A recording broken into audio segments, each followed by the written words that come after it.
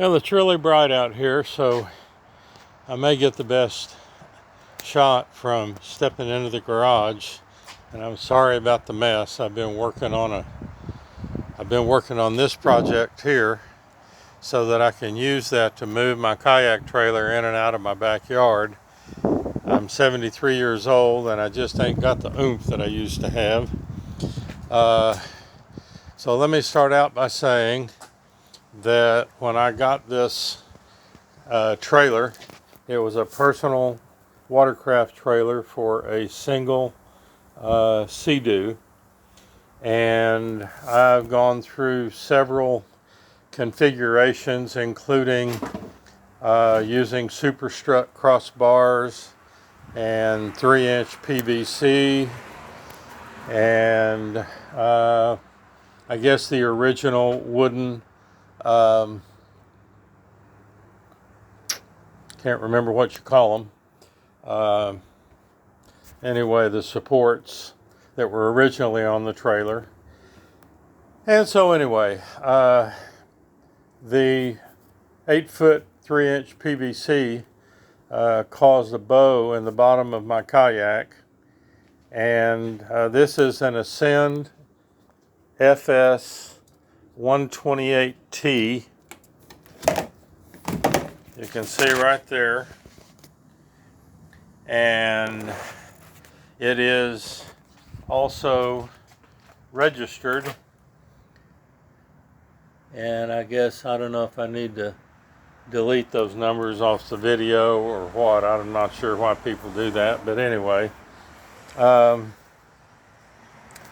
So what I did when I got the trailer is I replaced the wheel bearings and took it down as far as I could go, and I painted it similar colors to the kayak, and I put new tail lights on it. And I get around here in the back. I still need to put a light on the license plate, which I have the light, and then I put the stanchions on it because, well, let me get back around the other side. I put the pylons on it. They are lit through the same wiring system that the trailer plugs into the towing vehicle. And the main reason I did that was so that when I backed the trailer into the water, I could see the trailer, because with the tailgate up on my truck, I really can't see the boat or the trailer. I guess one of the first things I did to the kayak was I put this hatch in the front because I wanted to put a anchor trolley on the boat, but I couldn't figure out how to get inside the hull, and I really did not want to go with blind screws or rivets or any of the things that are commonly used. So I just decided to gain a little bit of storage space and to gain access to that front part of the hull. I put in this hatch, got it off of Amazon, and then of course I installed the hold downs for it. And the most questions that I've had have been regarding the mounting for my trolling motor. One thing I know about this boat is that it's kind of weight sensitive, so it's stable in the water. It's easy to stand up in, but weight is a factor. So I wanted to be sure that I went with the lightest materials that I could. So I went and got a piece of 2x2 aluminum, and then I made these mounts out of Ipe. This wood here, highly water resistant, very durable. And then I went to wood crafters, and I got these rails as well as the bolts. In fact, they might even be toilet bolts. I can't remember. And then underneath it, and I think I'll post some pictures along with this video. Underneath it is a piece of 1/2-inch cutting board and a piece of 1/4-inch steel as backing plates, with the cutting board being up against the gunnel, and then the 1/4-inch steel being underneath that, and then lock washers to lock down the flange bolts. I did cut this wood on a table saw to get the right angle, because the gunnel is angled in a little bit, and I wanted this thing sitting perfectly flat. So I angled it to the right angle and then fastened it down. Of course, this took some experimentation. Over on the other side, one thing, when I put it in the water, I have the motor all the way up, and once I get it backed in, then I slide the boat back a little bit off the kayak, off the trailer, and then I let the motor down once it is able to clear the back end of the trailer. I'll do this now so you can see what I'm talking about.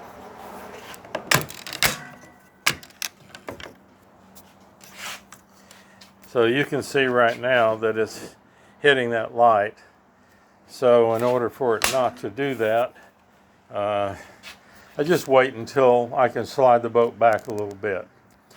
In order to facilitate that, I've got a line on the front that I can fasten to the dock, and once I back the boat and the trailer down into the water, the boat floats, and I drag it over to the dock, tie it up, and then get back in my truck and move out of the way.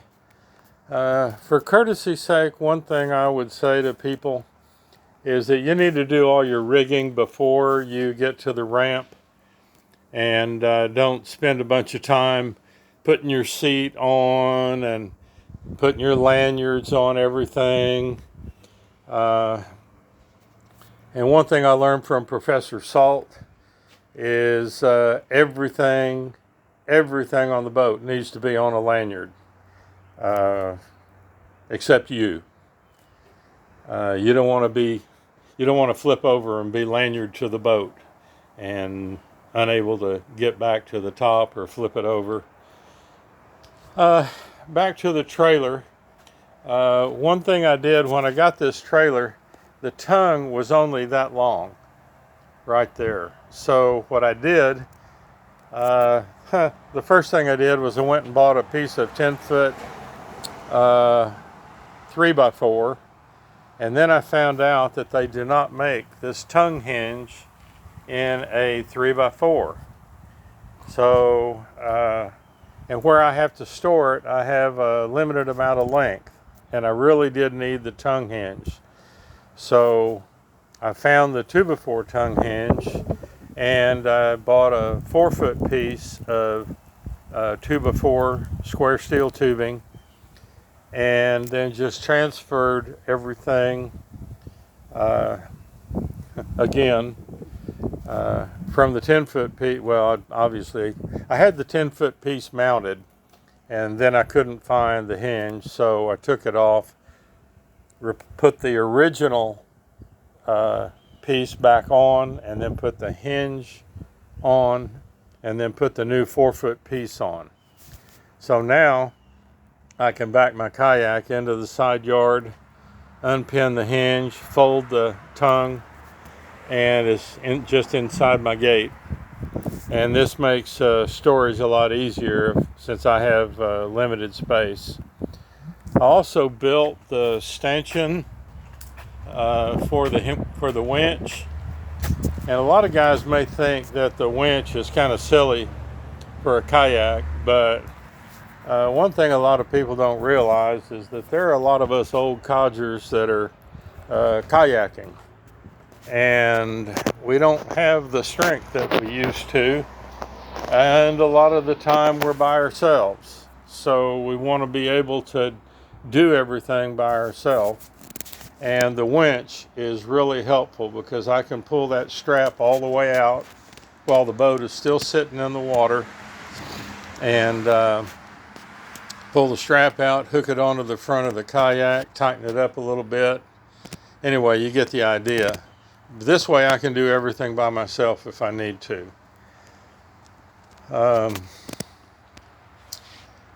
The next thing that I did was I installed, there's a guy on Texas Kayak Fisherman website, and he had a Yak Power harness and a lot of accessories for sale for a pretty decent price. So, boy, that's, can't hardly see that. Now you can, boy. Okay, so anyway, I bought the whole kit from him, and I installed the control there. I put an SAE plug right here, and then in the back I put an Atwood trolling motor outlet, and then on my trolling motor I put the male Atwood plug.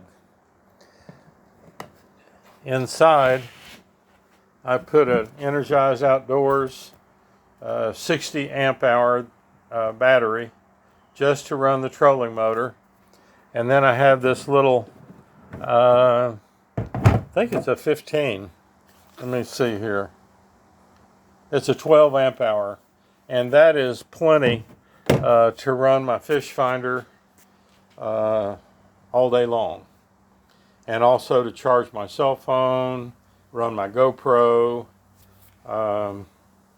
It's sufficient for all of that. And then right here is the harness for the Yak Power controller up there, and I can plug my GoPro in. Sorry about this. I can plug my GoPro in up here and charge my cell phone if I want to. A couple of safety features I'll point out. One, if you have a motor on your kayak in Texas, you must register it with Texas Parks and Wildlife, and you got to get a license for the motor or register it, and register your boat. So that is a state law, and I haven't heard it if anybody's gotten caught, but in the hold I've got a grappling hook, and I've got a dry bag. I've got a ammo box that's got stringer and a life straw, a compass, and I don't remember if I bought that flare gun yet or not. There's a noise making device. I have this as well as a whistle down in here. This is really handy if you happen to run out of water and you're really thirsty and you're out on a lake or a river. These life straws are really good. I mean, you can drink ditch water with it if you need to, and it's just a good safety thing to have. I don't think I have the flare gun yet, but I don't go out at night yet, so really not necessary. The other thing I have in here is a bilge pump in case I start to take on water. This works really good. and I recommend for safety's sake you have one. And also, let me get around the other side again.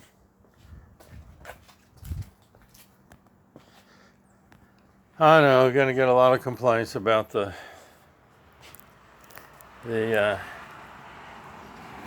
foam. That's a foam. Well, I'm going to edit this video anyway, so it's okay. This is my central controller for the Yak Power relay switching system. So as you can see, I don't have a lot of stuff plugged in, but I'm going to put some plugs here. I put one up here for my GoPro, and trying to think if there's anything else I can share. I built a rocket launcher. A lot of stuff on YouTube, and a lot of you guys post things that you do. That's what I'm doing. Just in case anybody needs any ideas. I think one thing I really like, I haven't got them all wired in yet. I still need to do that, but I really like these pylons with the lights on top. You know, if you get back to the boat ramp kind of late, and you're backing in, you're trying to see where your trailer and your boat is. These things are really handy. So, trying to think if there's anything else.